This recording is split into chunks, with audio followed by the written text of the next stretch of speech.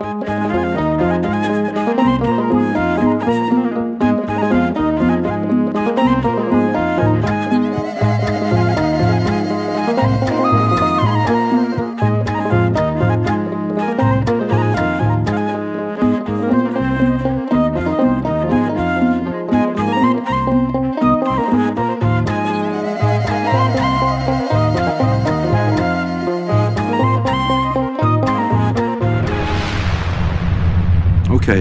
And after you posted the Bible verse, if I understand correctly, you were charged under Finland's war crimes and crimes against humanity law. The Apostle Paul teaches in these verses about the marriage and about the same-sex relationships, and he defines them as sinful and shameful. Gay? I'm gay. I didn't know you were gay. Yeah, well, I just told you. How did you become gay? One doesn't become gay, one is born that way. I never expected a priest and a father of Epiphany Church to be gay.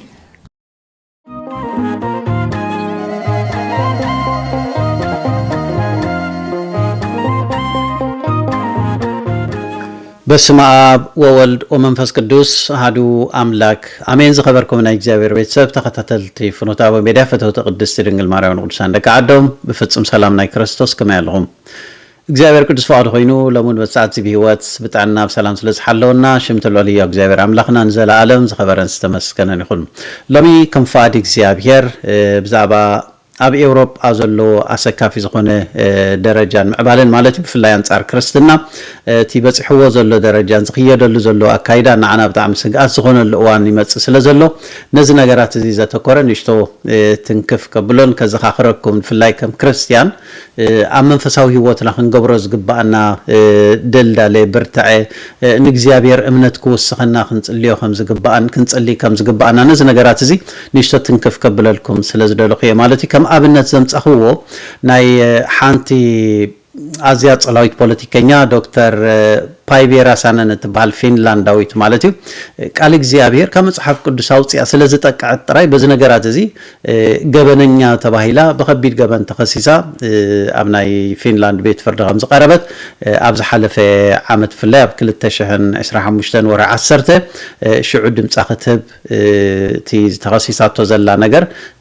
ቃል ክትብ ኣብ ቤት ፍርዲ ቆይማ ከም ዝነበረት ቅድሚ ነዊሕ ዝገበረቶ ማለት ፖስት ዝገበረቶ እዩ ስለዚ ናብቲ ድምጽናታ ክሕልፈኩም ይልጂ ምናልባት ኣብ አሜሪካ ከይዳ ብሕጽ ዝበጽሓ መከራን ነዚ ነገራት እዚ ዘዘንተወቶ ናብቲ ድምጽ ክሕልፈኩም ስለምንታይ ለጢፋቶውን ክንረይና ማለት እዩ መጀመርታ ግን ናብቲ ናታ ድምጽ ከስማዓኩም ተመሊሶ መጻኩም We will do that. We're going to go to the gentleman from North Carolina, Mr. Harris. Thank you, Mr. Chairman, and I thank you to all of you on the panel for being here to share today. We've heard a lot in your testimony, and Dr. Rasna, I want to come to you. What Bible verse did you post that caused you to be criminally prosecuted? Thank you. It was from the book of Romans, 1st chapter, and verses 24 to 27. Okay, and could you help me know why you chose that particular passage to post? The Apostle Paul teaches in these verses about the marriage and about the same-sex relationships, and he defines them as sinful and shameful. And what message were you trying to convey in that? I wanted to make it clear that if the leadership of the church is supporting the Pride event, it is in contradiction with its basis, the Bible. Mm-hmm. Okay. And after you posted the Bible verse, if I understand correctly, you were charged under Finland's war crimes and crimes against humanity law. Yes, we have in that section, we have a law about agitation against minorities. Wow. Well, as a pastor for 37 years now myself, to think of someone that can be criminally charged for posting a Bible verse in the EU and NATO country worries me deeply. And as you've already heard from this panel today, God bless you. God bless you for coming here today to share your story. And my prayer is that it causes people to wake up to the threats that we are facing from those who seek to undermine our God-given right to free expression. حرة كمزي كنسمع زتصنحنا بتعم زقرميو بزح شجرة رقيبة مالتيو دكتور بايفيرا سانن اب فنلاند بتعمل صلاويت كاب زخونت بوليتيكينيا في لابتناتا تاريخ انتدارينا خبرنيشتا ابتي ابال بارلمان ختكون بزح دلاي نبرانغن بناي بزح سب غوس بفلاي بتناي كريستيان ابتي كريستنا زمت سقاطات اب تحدش تولدي زورد بزناي بوليتيكاوي تصنو سقاطات ስለዝነበረ ግድና ወختአቱ ስለ ክርስቲያን ክትቃለስ ዝግባአ ሰብ ከም ዝኾነት በዚ ነገር እዚ ተደፋፊያውና او ከም ዝኣተወት ኣብቲናታ ታሪኽ ይገልጽ ምናልባት ካብ ዝሓጸር ዝበለት ዝሰማዕናዮ ቪድዮ እንታይና ኣስተባሂልና ቲ ድምጻ ዝሃበቶ ማለት እዩ እዚ ኣብ ቅድምቶም ኣሜሪካውያን ኣብ ሰናቶም ጉባኤ ዝሕለፈቶ ማለት እዩ ኣብዚ ዝሓለፈ ወርሃ ልተገለ ማለት 2026 ሕጂቲ ሓደ ነገር ተኸሲሳትሉ ዝነበረት ብዓቢ ገበን ማለት እዩ ካብ መልእኽቲ ሮሜ ምዕራፍ 1 ካብ ፍቅዳ 24 ክሳብ 27 ዘላ ጥቕሲ ኣብ ማሕበራዊ ሚድያ ፖስት ስለዝገበረ ስለዝጠቅዐታ ጥራይ በዚ ነገር እዚ ተኸሲሳ ሞኸ ከም ታራኽሲ ገለ ዘይኮነ ናይ ኩናት ገበነኛታት ብዝኽሰስሉ ማለት እዩ አንጻር ሕብረተሰብ ብዝገበርክዮ መልእኽቲ ብዝሕለፍክዮ መልእኽቲ ብናይ ኩናት ገበነኛ ተቆፂራያቲ ተኸሲሳ ኣብ ቤት ፍርዲ ቀሪባ ማለት እዩ እዚ ብጣዕሚ ዘሰክፍ ነገር እዩ ከምዚ ታራኽሲ ጥራይ እውን ኣይኮነን ማለት እዩ ናይ ኩናት ገበነኛ ብዙሕ ምጽናት ዝፈጸመ ብዙሕ ህይወት ዘጥፈ ኣብ ከምዚታት ነገር ማለት ስለዚ በዚ ደረጃ እዚኣ ተኸሲሳ ቃል እግዚአብሔር ስለዝጠቅዐት ጥራይ ማለት እዩ እጅ ዝሓታቲ እንታይ ዝብላ ዘሎ ስለምንታይ ዕላማ እኺ ጠቂዕክያ ኢልዋ ምናልባት ናብታ ጥቕሲ ንሳ ዝጠቅዓታ ከም ብበልኩም ናብታ ናይ ቃል እግዚአብሔር ማለት እዩ ናይ ቅዱስ ጳውሎስ መልእኽቲ እያ መልእኽቲ ሮሜ ምዕራፍ 1 ካብ 24 ክሳብ 27 ዘሎ ማለት እዩ ነቲ ሓቂ ኣምላኽ ናብ ሓሶት ስለ ዝለወጥዎ ኣብ ክንዲ ፈጣሪ ንሱ ንዘለዓለም ዝተባረኸዩ ኣሜን ንፍጡር ስለ ዘምለኹን ዘገልገሉን ኣምላኽ ከዓ ስጋን ሓድሕዶም ኣሕሲሩ ብትምኒት ልቦም ንርክሰት ኣሕሊፉ ሃቦም ስለዚ ኣምላኽ ንዘነውር ፍትወት ኣሕሊፉ ሃቦም ደቂ ኣንስትዮኦም ነቲ ናይ ባህሪ ተራኽቦን ናብ ናይ ዘይ ባህሪ ለወጦ እቶም ደቂ ተባዕትዮ ከምኡ ነቲ ናይ ባህሪ ምርኻብ ጓል ኣንስተይቲ ሓዲጎም ኣብ ንሓድሕዶም ብትምኒት ረሰኑ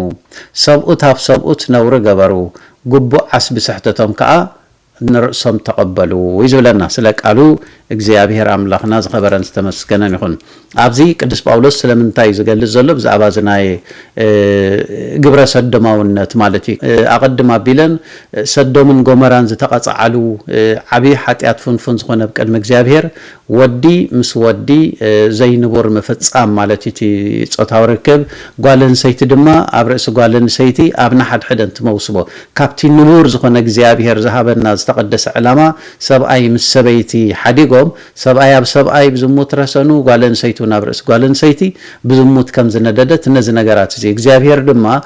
ንሕስራ ኣእምሮ ኣሕሊፉ ከም ዝሃቦም ጉቡእ ዓስቢ ስሕተቶምን ከም ዝተቐበሉ እቲ መቕፃዕቶም ከም ዝተቐበሉ ቅዱስ ጳውሎስ ነዚ ነገራት እዚ ፖስት ጽሒፍልና ማለት እዩ ስለዚ ዛ ዶክተር ነዛ ጥቕሲ እዚኣ ንሳ ክርስቲያና ባይዘወይ ነዛ ጥቕሲ እዚኣ ኣብ ማሕበራዊ ሚድያ ናታ ኣብ እቲ እንታይ ዝባል ትዊተር ዝነበረ ሕጂ ኣብ ናይ ኤክስ ማለት እዩ ናይ ኤለን ማስክ ኣብ ኤክስ ኣብኡ ፖስት ገይራቶ ስለዚ እዚኣ ስለ ዝለጠፈት ጥራይ ብከቢድ ገበን ተኸሲሳ ሕጂ ኣብቲ ኣተዓባቢኣ ወይ ኣብቲ መንነታ እንተዳሪእና ብጣዕሚ ትገርም ኣዝያ ንፍዕትን ሓያል ተቃላሲት ክርስቲያን ከም ዝነበረት እዩ ዝገልጽ ካብ ክርስቲያን ዘይኮኑ ወለድያ ተወሊዳ ኣቦኣና ደኣን ኣብ ከባቢ ምስ ሩስያ ዘሎ ዶብ ማለት እዩ ንፊንላንድን ሩስያን ዘዳውብ ኣብቲ ዶብ ኣብ ሓደ እስር ቤት ኣቦኣ ይሰርሕ ከም ዝነበረ ብንእሽተኣ ንሶም ኣመንቲ ይኮኑን ግን በቃ መውዓል ክኾናስኪ ከይዳብቲ ናይ ክርስቲያን ቤተክርስቲያን ኣብኡ ከይዳስ ክትመሃር ፀገም ኣይኮነን በቃ ከም መውዓሊ ከም መትሓዚ ስለ ዝተረድዎ ማለት እዩ ኣብ ስራሕ ገለ ክውዕል ከሎ ብድሕሪኡ ኣብቲ ከይዳት ትመሃሮ ዝነበረት ቤተክርስቲያን ግን በቃ ቃል እግዚአብሔር እንዳሰምዐት እንዳተማህረት በዚ ነገራት እዚ እንዳዓበየት ስለዝኸደት እቲ ናይ ክርስትናዊ ህይወት ኣብ ውሽጢ ሓዲሩ ማለት እዩ ብድሕሪኡ ክርስቲያን ኮይና ብድሕሪ ኣብ ቤት ትምህርቲ ኣብ ናይ ክርስትና ዘተኮረ ትምህርቲ ዘለዎ ምስ ኣተወት ምስ ዓበየት ማለት እዩ ናብ ሎንዶን ከይዳ ምስ ሓደ ንዓኣ ዝመስል መፃምድ ተረኺባ ክርስቲያን ኣብኡ ኣብቲ ናይ ቤተክርስቲያን ዓብይ ንጥፈትን ኣገልግሎትን ከም ዝነበረ ኣብ ድሕሪ ተመሊሳውን ኣብ ዓዳ ብዘይካ ኣብ ሎንዶን ማለት እቲ ናይ ሜዲካል ዶክተር ከም ዝኾነት ኣብ ዓዳ ተመሊሳውን በዚ ናይ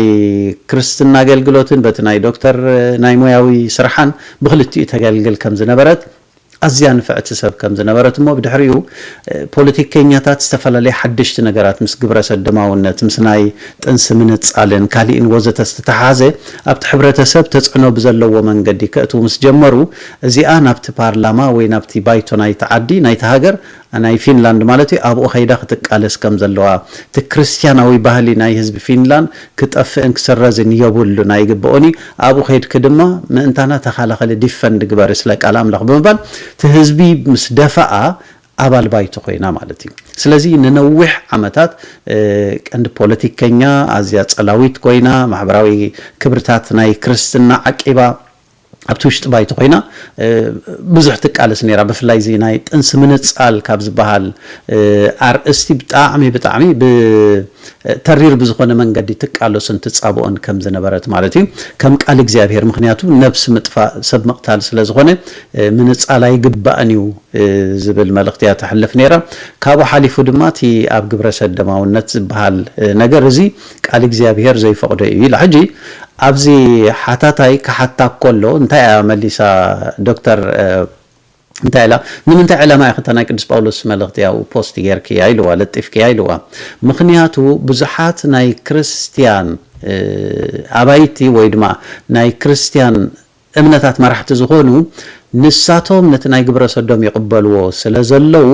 እዚ ድማ ምስቲ ንሶም ዝምርሕሉ ቃል እግዚአብሔር ተጻራሪ ወይ ተቃዋሚ ስለ ዝኾነ በዚ ነገራት እዚ ለጢፈዮ ወይላ ሕጂ ሓንታ ኣብነት ከበኩም ካብ ሓደ ናይ ሉተራን ቸርች ኣባል ዝኾነ ቀሺ መራሒ ዝኾነ ንባዕሉ ግብረ ሰዶም ከም ዝኾነሞ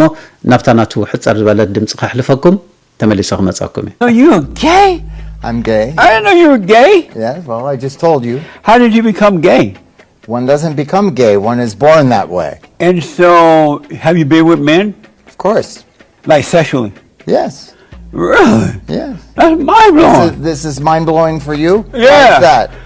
Because I never expected a priest and a father of Epiphany Church to be gay. That You sounds don't like look you're gay. coming from the assumption, what's look gay mean? You know. ሓራይ ብጣዕሚ ዝገርም ነገር እንታይ ዝብሎ ዘሎ እቲ ሓታታይ ንስኻ ግብረ ሰዶም ዲኻ ይዝብሎ ዘሎ ነትቀሺ እወ ግብረ ሰዶም ኢልዎ ዋ ብጣዕሚ ዝገርም እምበር ከመይ ደኣ እዚ ነእምሮ ዘናውፅ ዓይነት እዩ ዝብሎ ኢስ ማይንድ ብሎዊንግ ማለት እዩ ከመይ ገይሩ ኢልዎ ንዓኻ ከምኡ ኣእምሮኻ እናዊፁካ እምበር ከመይ ካብ ማእስ ደኣ ግብረ ሰዶም ኮንካ ኢልዎ እዋ ካብ ማእስ ኣይበሃልን እዩ ምክንያቱ ከምኡ ስለ ዝተወለድኪ ዝብሎ ዘሎ እዚ ቀሺ ሞኻ ቀሺ ንቤተ ክርስቲያን ትመርሕ ብዙሕ ህዝቢ ትመርሕ ኢኻ ይብሎ እወ እሞም ሰወዳት ክርክብ ጌርካ ትፈልጥ ዶ ኢሎ እወ ኖርማል እንድዩ ገለ እንዳበለ ከምኡ ዝዛረቦ ዘሎ ዝቀሺ ማለት እዩ እውነት እግዚአብሔር ካብዚ ሰውረና ዋላ ንክትብሎ እቲ ዘሰክፈካን ዘሕፍረካን ማለት እዩ ስለዚ ከምዚኣቶም መራሕቲ ቤተክርስቲያን ወይ መራሕቲ ህዝቢ ተባሂሎም ዝተቐመጡ ግብረ ሰዶማውያን ስለ ዘለው እዚ ድማ ምስቲ ዝምርሕሉ ወይ ዝምህርሉ ቃል እግዚአብሔር ተጻራሪ ስለ ዝኾነ እቲ ናይ ቅዱስ ጳውሎስ ትምህርቲ ምዝናይ እዚ ነዚ ምክንያት እዚ ገይረ ፖስት ገይረዮ እያ ትብል ዘላ እዛ ዶክተር ማለት እዩ እዚ ስለ ዝገበረት ሕጂ ብከቢድ ገበን ተኸሲሳ ዘላ ቃል እግዚአብሔር እንታይ ዝብለና ኣብ ዝሓለፈ ብናይ ደብረ ዘይት ከም ዝተምሃርናዮ ጎይታና መድሓና ኢየሱስ ክርስቶስ ኣብ ወንጌል ማቴዎስ ምዕራፍ 24 እንታይ ኢሉና ነይሩ ኣብ ፍቕዲ 9 ማለት እዩ ንሞት ሓሊፎም ክህብኹም ክቐትልኹም እዮም ስለ ስመይ ብዙሓት ክጸልኹም እዮም በቃ ጽሉኣት ክትኮኑ ኢኹም ክርስቲያን ብምዃንኩም ጥራይ ናይ ክርስቶስ ሰዓብቲ ብምዃንኩም ጥራይ ክትጽልዩ ኢኹም ክትቅተሉ እውን ኢኹም በቃ በዚ ነገራት እዚ ከምዚ ክትኮኑ ኢኹም መከራ ሓሊፎም ክህብኹም እዮም ኢሉ ሕጂ እዚ ሓደ ካብቲ ናይ ጎይታና ኢየሱስ ክርስቶስ ቃል እዚ ነገራት እዚ ማለት እዩ በቃ ቃል እግዚአብሔር ስለስተ ዛረብካ ጥራይ ኣይተዛረበትን ዛሰብ ፖስት ኣገራ ኣቐሚጣ ጥራሓቲ ለጢፋ ኩሉ ሰብ መሰል ዘለዎ ልክዕ ከምቶም ንእግዚአብሔር ኣይና ኣምንን ኢና ኢሎም ኣጋንንቲ ኢና ነመልኽ ኢሎም ብወግዕ ዝዛረቡን ዝልጥፉን ንእግዚአብሔር ንኣምን ኢና ኢልና ክንልጥፍ ከዓ እዚ ከም ስግኣት ዝቁፀረሉ ዘሎ ግዜ እዩ ማለት እዩ እቲ ምክንያት ንምንታይ እዮም ዘቕርቦ ነቶም ማይኖሪቲ ወይ ነቶም ንኡሳት ሕብረተሰብ ማለት እዩ ውሕዳት ሕብረተሰብ ንዕኦም ዝኹንን ወይ ንዕኦም ዘጽልእ መልእኽቲ ስለ ዘሕለፍኩም ማለት እዩ እዚ ግን ምስኡ ዘተሓሓዝ ምንም ነገር የብሉን እግዚአብሔር ናይ ነጻነት ኣምላኽ እዩ ሓደ ሰብ ንኣምላኽ ክጸልእን ንኣምላኽ ክፈቱን ነጻ ምርጭኡ ተጠቂሙ ክኸይድ እዚ ናይ እግዚአብሔር ቃል ነጻነት ዝሃበና ማለት እዩ መጽሓፍ ቅዱስ ነጻነትና ተጠቂምና ድላይና ስለ ዝመረጽና ግን ናብ መንግስቲ እግዚአብሔር ናኣቱ ማለት ኣይኮነን እግዚአብሔር ዝበለና እግዚአብሔር ዝእዝዘና እንተዳ ዘይስዒብና ሰቂለ ነጻነተይ ተጠቂመሉ በት ዝተሃበኒ ብምባል ክንከይድ ኣይፍቀድን ምክንያቱ እግዚአብሔር ናብ ሞትን ናብ ህይወትን ዝወስድ መንገዲ ግልጽ ገይሩ ኣቐሚጥልና እዩ እዚኣ እንተዳ ጌርኩም ህይወት ክትረኽቡ ኢኹም እዚኣ እንተዳ ጌርኩም ድማ ክትሞቱ ኢኹም ስለዚ ናትኩም ህይወት ስለዝደሊ ብህይወት ክትነብሩ ህይወት ሕረዩ ጽድቅ ዘበለ ሕረይሉ ግልጽ ገይሩ እግዚአብሔር ኣቐሚጥልና እዩ ስለዚ ነፃ ምርጫና ተጠቂምና ብዘይ ዝኾነ ይኹን ግዴታ ነቲ ናይ ኣምላኽ ሰናይ መንገዲ ክንመርጽ እዚ መንፈሳዊ ሓላፍነትና እዩ ማለት እዩ ሕጂ እዚ እንታይ ክብለኩም ኢለ እቲ ንእግዚአብሔር ዝጸልእ ንእግዚአብሔር ዝቃወም ንሰይጣን ዘምልኽ ብወግዒ ኣፍ ልቡ ነፊሑ በዓላት እኳ ዳ እንዳበዓለ ኣንጻር እግዚአብሔር ነውሩ ዝኾነ ነገር እንዳተዛረበ እዚ ከም መሰልን ነጻነትን ከም ስልጣንን ተወሲዱ ብዘለወሉ እዋን ክርስቲያን ግን ክርስቲያናዊ ትምህርቱ ክርስቲያናዊ ማንነቱ ከንጸባርቕ እንተዳ ፈቲኑ ብገበን ዝኽሰሰሉ ግዜ ኢና ረኺ በጽሕና ዘለና ማለት እዩ ብዙሕ ሰብ ናይ ኤውሮጳ ሃገራት በቃ ከም ናይ ክርስቲያን ዓዲ ከም ዝኾነ ገይሩ እዩ ዝርድኦ ዋላ ኣማኒ ይኹን ዘይኣማኒ ይኹን በቃ ክርስቲያን ገይሩ እዩ ዝወስደን ግን ኣይኮነን ቀደም ዝነበሮ ታሪክ ናይዚ ቦታ ናይዚ ምዕራባዊ ዓለም ካሊእ ነይሩ ሃዋርያት መፅኦም ዝሰበኹሉ እዮም እኮ በዓል ቅዱስ ጳውሎስ ነዚ ናይ በዓል ኤውሮጳ ዓድታት ዘይሮሞ ሓሪሶም እዮም እኮ ናይ ክርስትና ዓድታት ዝነበረ ከም በዓል ቱርክ እኮ ሙሉ ብሙሉ ናብ ምስልምና ዝተቀየረሉ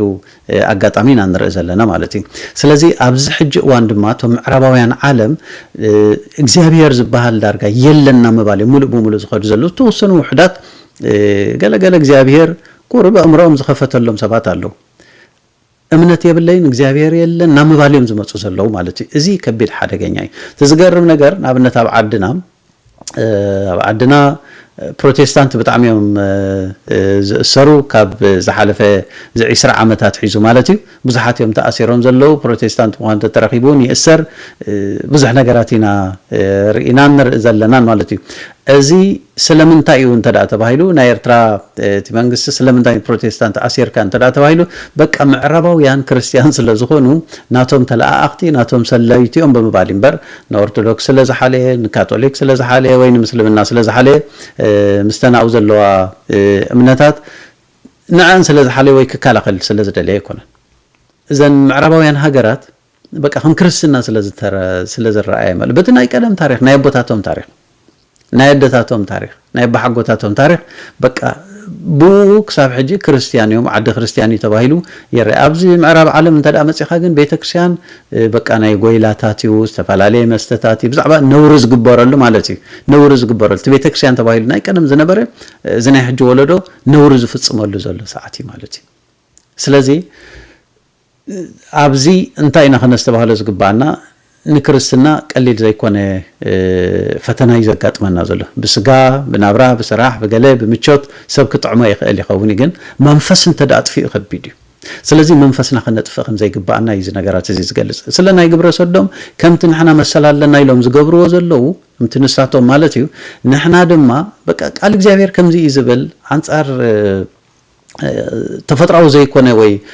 ብተውህቦ ብእግዚአብሔር ዘይተፈቀደልና ነገር ክንገብር ኣይግባአናን እዩ ምባል እውን ናይ ክርስቲያን መሰል ነይሩ ግን እቲ ናይ ክርስቲያን መሰል ዘንፈገሉ ዘሎ እዋን እዩ ኣብ ዝሓለፈ ዓመት ኣቕሪበልኩም ነይረ ኣብ ዓዲ እንግሊዝ ሓደ ቅድሚ ነዊሕ እዋን ማለት እዩ ዓመታት ቅድሚ 20 ገለን ዓመት ይኸውን ምስተዓርኩ ዝነበረት ጥንስቲያ ነይራ እቲ ህፃን እቲ ድቂ ኣስዲዶሞ ማለት እዩ ጥንስስ ሊዳቶ ሕጂ ዝነገራት እዚ ስለ ዝሕመሞ ድሕሪ ነዊሕ ዓመት መጺኡ በታ ቤተክርስትያን በታ ጥንስስ ሰደደትላ በኣ ክሓልፍ ከሎ ከባቢ ናይ ቀረበ 50 ሜትር ገለው እንትኸውን ተርሕቀት ማለት እዩ ኣብ ኣጠጠው ኢሉስ 2 ደቂቕ ገለ ዝኸውን ብውሽጡ ናይ ሕልና ጸሎት ገይሩ እቲ ቀደም ዝገበሮስ ተጋጊዩ ከም ዝኾነ እቲ ህፃን ጥንስ ምንጻል ጌጋ ምዃኑ ቅድሚ ኣምላኽ ነዚ ነገራት እዚ ዘኪሩ ጸሎት ገይሩ እዚ ሰብ እዚ ብሕልንኡ ጸሎት ስለ ዝገበረ ተባሂሉ ኣብ ቤት ፍርዲ ተቃፂዑ ማለት እዩ ቀሪቡስ ክሳብ 9,000 ፓውንድ ገለውን ቀቢሉ ነይራ ኣብ ዝሓለፈ መደቡን ኣብ ዝሓለፈ ዓመት ኣምፂልኩም ነይረ እዚ ናይ ዶናልድ ትራምፕ እቲ ምክትል ናቱ ዲቲ ኣማኻሪ ንሱ መጺኡ ኣብ ናይ ምስ ኤውሮጳ ዛረብ ከለውን ምስ ናይ ኤውሮጳ ሕብረት ከም ኣብነት ጠቂስዎ ነይሩ ማለት እዩ ንሱ እዚ እንታይ እዩ እቲ ኤውሮጳ ምስ ኣሜሪካ ዘሎ ሽርክነት ወይ ትዝምድና እንዳተበረዘ ይኸይድ ኣሎ ኢሎም ኣሜሪካውያን ዝወቕሶም ዘለውቶም ፖለቲከኛታት ሓደ እቲ ፍሪደም ኦፍ ስፒች ዝበሃል ነገር ሰብ ብነፃ ሓሳቡ ናይ ምግላጽ ኣማነ ድዘይ ኣማነ ብዘይገድስ ሰብ ሓሳቡ ብነፃ ናይ ምግላጽ እዚ ትግድብዎን ተጥፍእዎን ኣለኹም ብምባል ንኤውሮጳ ብብዝሒ ይግድብዎም ማለት ይወቕስዎም ማለት እዩ ካልኣይ ነቲ ክብርታት ናይ ክርስትና ንዕኡ ኣብ ምፍራስ ዓብይ ኢድ ኣለኩም ወይ ትዋፅኡ ኣለኹም ብምባል እዚ ነገራት እዚ ይቃወምዎም ኣለው ማለት እዩ ግን 00 ኣብ ሃገሮም ከምዚ ዓይነት ሕግታት ኣውፅኦም ክሰርሕሉ ናይቶም ሃገር ኤውሮጳ ናታቶም መሰላት እዩ ግን ትዝኽየድ ዘሎ ጌጋ ንዓና ፈታኒ እዩ ማለት እዩ ቅዱስ ጴጥሮስ እንታይ ዝብለና ኣብ ካልኣይ መልእኽቲ ምዕራፍ 2 ዘሎ ኣብ ፍቕዲ 9 ከባቢ ነተን ዳሕራይ ዝመጻ ወይ ነቶም ዳሕራይ ዝመጹ በደለኛታት መሰክሒ ምእንቲ ክኾኑሲ ንከተማታት ሰዶምን ጎመራን ንሓሙኽሽቲ ገይሩ ገምጢሉ ፈረደን እዩ ዝብለና በቃ ንዝመጽእ ወለዶ መሰክሕ ምእንቲ ኮና ሰዶምን ጎመራን ናብ ሓሙኽሽቲ ገይርዎን ገምጢልዎን ደምሲስዎን ማለት እዩ እዚ በቃ ቃል እግዚአብሔር ብንጹር ነገርና